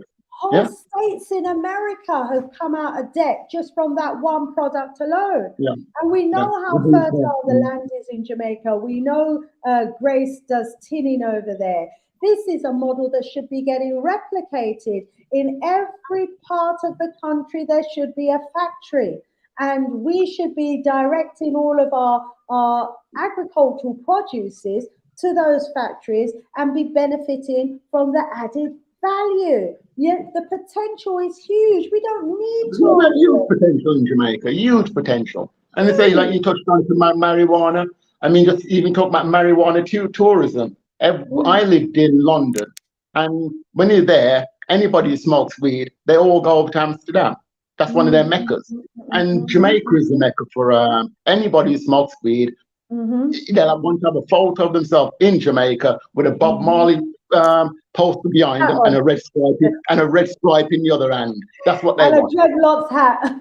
yeah, it's the mecca of it, isn't it? That's where everybody would come if we had a proper industry, a marijuana industry. But of course, everything is controlled. We cannot make a dime, sis. We cannot make a dime in this country. If we do, there's some way they want to restrict it. Mm. We Well, can't do you know anything. what? Yeah, I We mean, hamstrung. we're We not the hamstrung. politicians. We're not politicians, but I think, you know, between us here and our wonderful audience, we're all clear about what the problems are and what the solutions are as well. We have, you know, just presented, you know, ideas for improving the economy, for boosting the economy, for driving up wages, you know, for bringing our countries into, you know, up to another level beyond first world countries.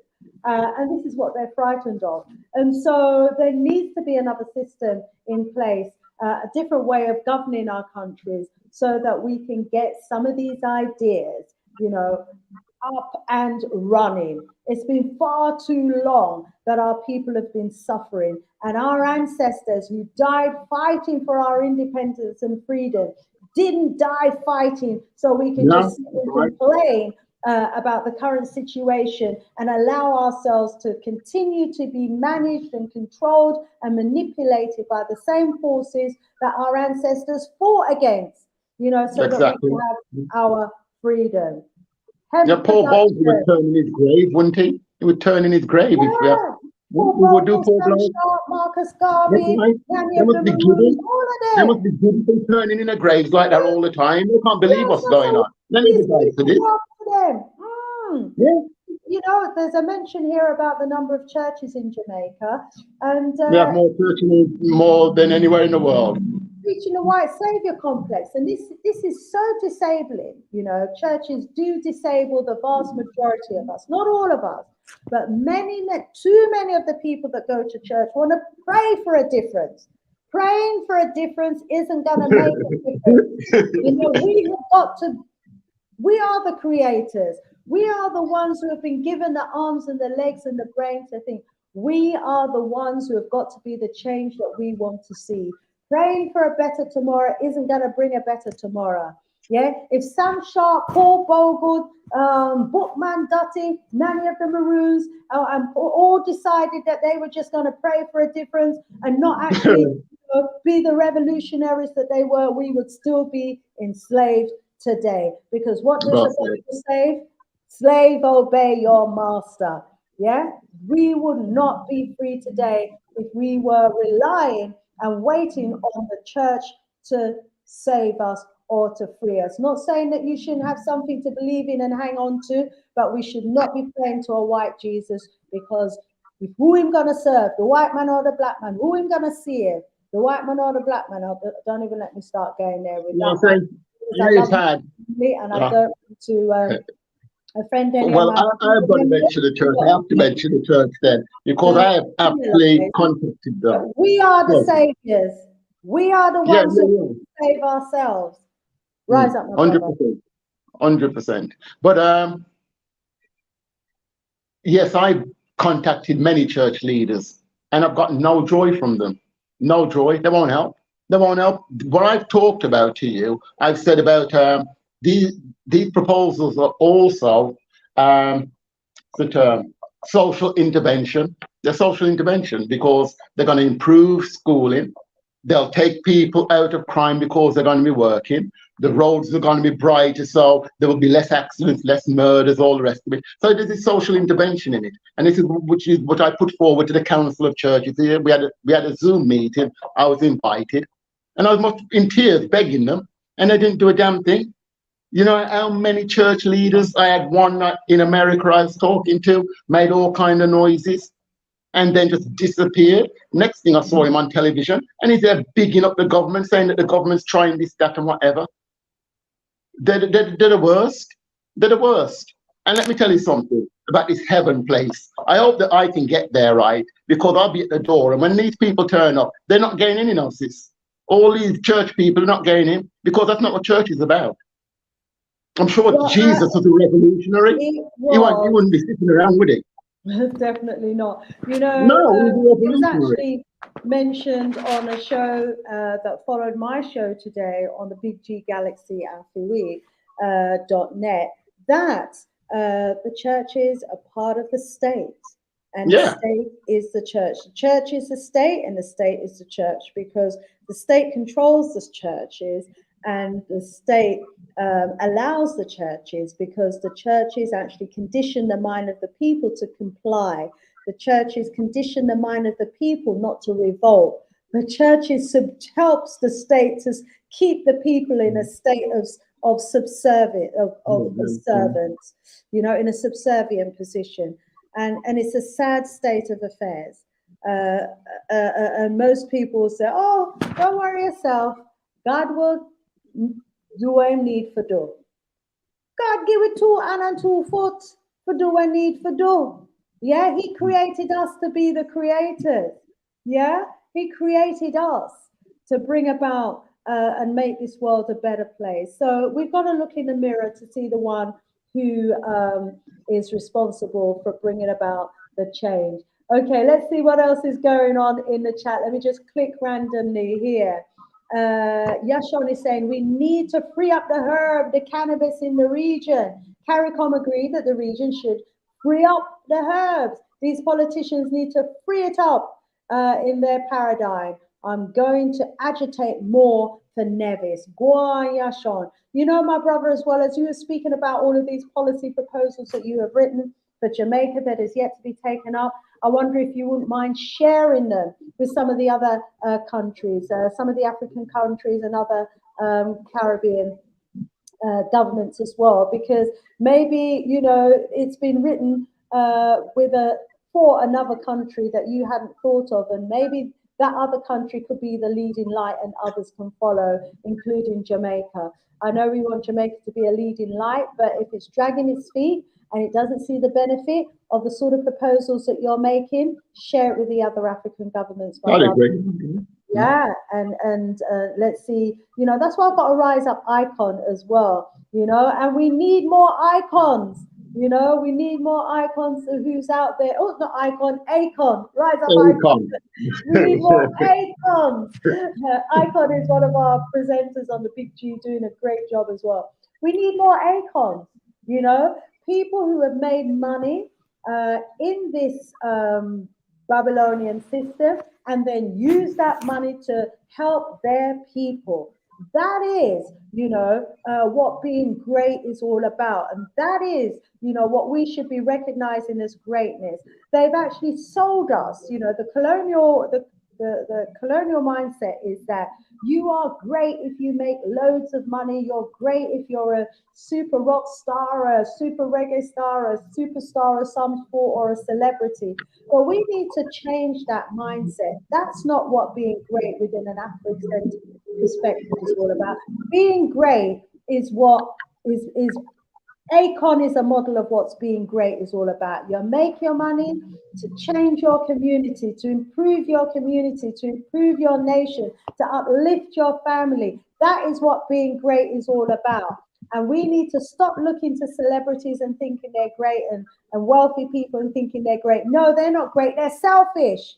They're selfish. If they make millions and billions and do nothing with it other than feather their own nest, they should be discredited in our community. Let me allow you to come back, my brother. We are 8 minutes away from the top of the hour. No, I'd like that if anybody out there knows any influencers, these are the people we need to talk to, because there are solutions, but the people are just ignorant to them. Because when I mention about renewable energy, the first thing people say, well, you've got to pay for it, haven't you? The capital, where's the capital going to come from? But I've explained the capital isn't the problem. If you're a sovereign country, you can get money. And we know that Jamaica has the money anyway.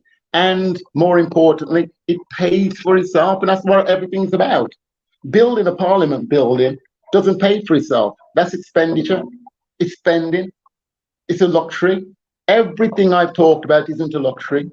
The things that can be paid for will pay for themselves. In fact, very quickly. They're needed. We don't have roads. How did the Chinese get to where they are? The first thing they did, built roads and then went to education, because your roads are your lifeblood. They're like your arteries. They link everybody up, needs to communicate. Everybody needs to trade. You can't trade if you don't have roads. In Jamaica, up in the hills, you could have the best bit of farmland in the world to plant yam, but it's only a field if you don't have a road. If you only can get a donkey to it, that's no help to you. To take up 5 pounds of yam ain't going to feed you. You need to be taking in all your yam, you 1 ton of yam to get it to market. And we have this great fertile land with no roads going to them. And when I say these places, the tracks, I've been up some of these places, and you've had to turn back. You're driving along and you turn back because you can't get the roads too bad. The other day I was trying to get somewhere, I had to come back home. I traveled for 3 hours and I got to somewhere and I found that the Troy Bridge was down, and my alternative was to drive all around the country to get to where I was going. Wow. So I had to go back home. Wow. So these are the things where you automatically build in poverty into the system by not creating roads. And then these communities, remember, then have schools. Where the school teachers going to come from? They're going to come from that neighborhood. And these are all going to be uneducated people. So these people in these areas will never be properly educated, because no teacher is going, a good teacher is going to leave from in a town to try and get to these areas. It's not going to happen. Some of these areas don't even have schools. They don't have basic schools for sure. So you have children going to school when they're 6, 7, and they can't even read. They don't even know ABC or anything. And they leave school at knowing nothing. I think the commission was done, and the guy who wrote it said that 57% of the children who left to go from primary school to secondary school couldn't make out a sentence. If you give them a sentence, they couldn't make out what it was about. 40-odd% of them couldn't read, couldn't add up. That is what we're churning out year in, year out. And this COVID-19 rubbish has made it a lot worse, a lot worse. Which, education has been set back decades in Jamaica. Not a couple of years, a decade it's been set back. Wow, wow, wow. Well, what a conversation we've been having today on the Sister Shanice show. Lots of comments in the chat as well. And, Yashon, if you want to come on and talk about cannabis, you're welcome. Get in touch with me. Definitely give you a spot on the show. I might even have a session where I just post the link in the chat. And if anyone wants to jump on and raise an issue, you're welcome to do so. So get ready for that as well. Rosemary, who's going to be linking me up with Patterson as well, because if that is a third party in Jamaica, we want to know what their policies are, and we want to know firsthand. Yeah, absolutely. We've heard from you, so we know the potential now, Dr. Lennon. We know the potential for Jamaica, and you've given us some figures, you've given us some facts. You've told us where we can look. So we'll be ready to have that conversation, and we'll be better informed to do so as well. So we're 3 minutes away from the top of the hour. I'd just like to again thank those of you who have already got a copy of my book. Thank you so much. Those of you who haven't, please do go to Amazon and get a copy of my book, The Black King. There he is in the background. Our King Offa. He's one of many Black kings that ruled over England, Ireland, Scotland, Wales. There were so many of them, and they have been omitted from our history books. So it's up to us, to resurrect these people who represented us back in the days, and to learn from them as well, because we have to understand what led to our downfall as well.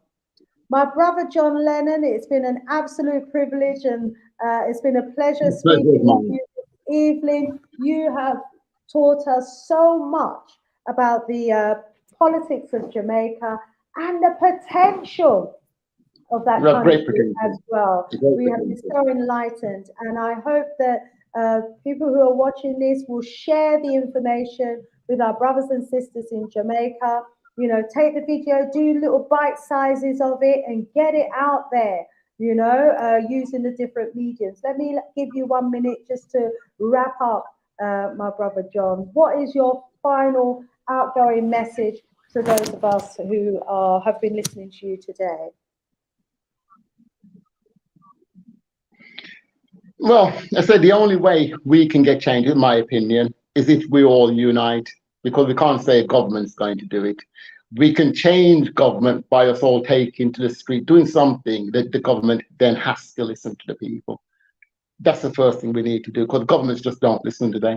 That's the problem. That's the biggest problem. They just do as they feel. They do. They just don't care. They just think that they can do anything they want.